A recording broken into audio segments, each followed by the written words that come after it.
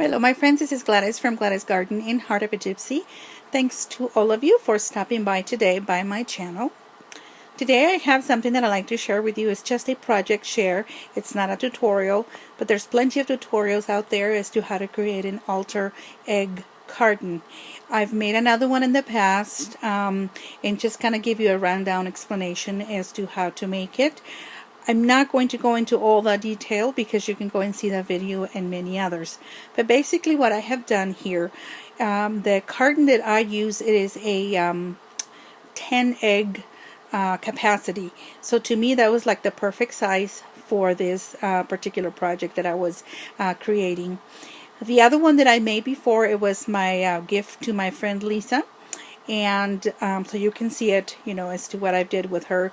And I kind of follow the same pattern on this one as regards to the painting and all that good stuff.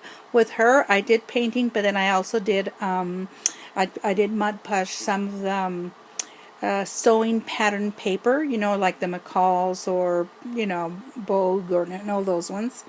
I'm trying really hard to keep this camera steady.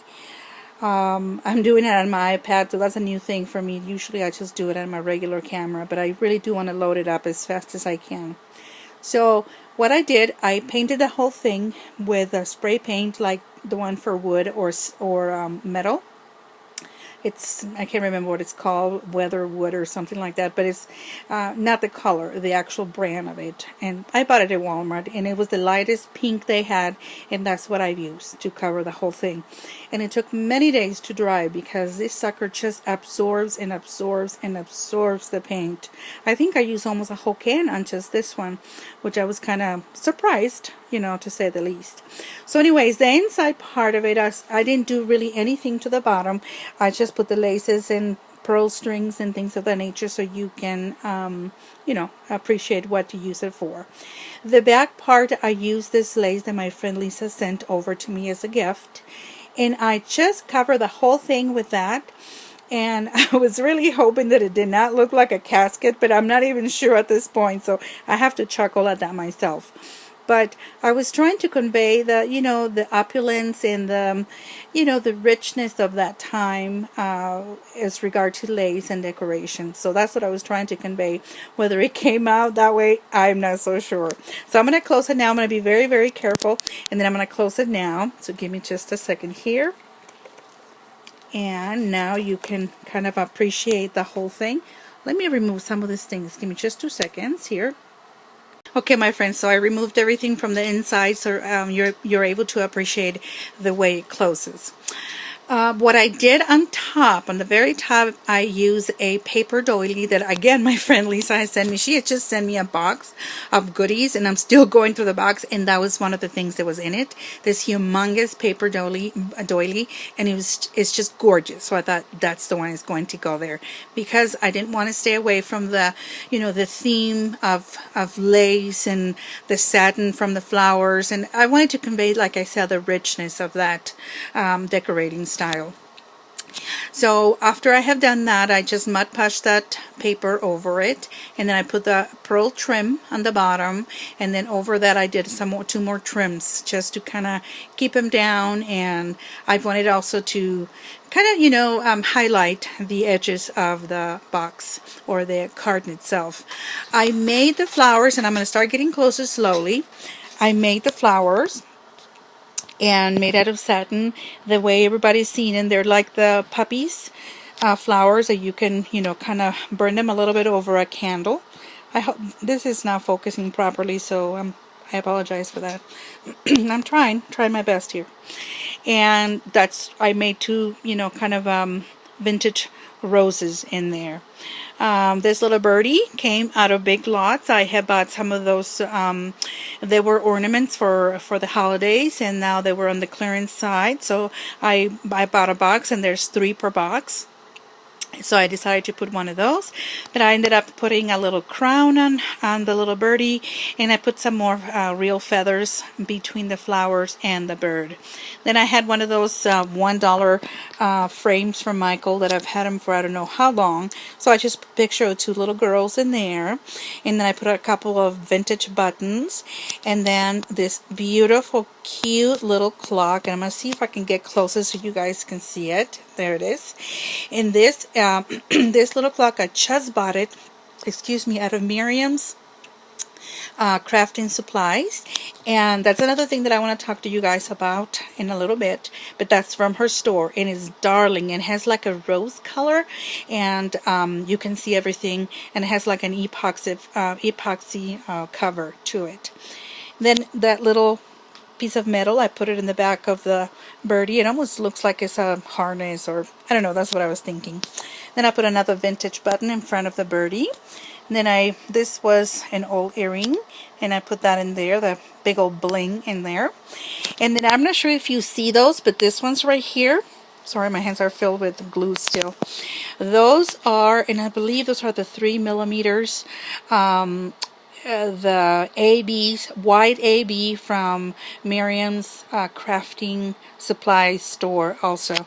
And those are like the flat back pearls, but this ones have, when they call AB, it's Aurora Borealis. That's actually what it means. So anytime that you see AB is always good. It has the most beautiful shine ever, because it picks the gold, and it also picks the, the silver, whatever tones that you're going for. It works both ways. Another earring that I put in there on the frame with a couple of little feathers in there. And then I'm going to go around here carefully, have another flower tucked in. And then over here, let me see if I can move that right there. This one is a little spool. Oh, excuse me, camera's trying to focus. It's a little spool that I've had for so long. It's one of those embroidery spools, and I have bought it in a vintage lot, many of them, and I just don't use them. I just use them the way they are, like that, used and everything. And I passed some ribbon over it, which I believe, my friend, that came in the box of goodies from my friend Lisa also. So I just wrapped up the ribbon over it in kind of very relaxed formation. And then I have 3 hat pins that I've created. I've had them already, and I just stuck them in there. Then I'm going to go around, and I do have 3 more little pearls, and those are also from Miriam's crafting supply store online. And I just bought those. Those came in, and I just decided I was going to put them in there. I didn't want to put too many dark things because I wanted to keep the shabby chic look and feel to this little project. Alright, so I'm going to go around trying to be careful not to get you dizzy in the process. But there it is. I have taken plenty of pictures already for you guys to enjoy, and I do hope you have liked this little project. And without any further ado, I do have very, very good news to share with all of you. I've been chosen by Miriam to be a part of her new design team for Miriam's crafting supply store online. So I'm very, very proud, very excited, and I hope I can bring something fresh and something good, to the design team, and we can all work as a team, obviously, because that's what it is.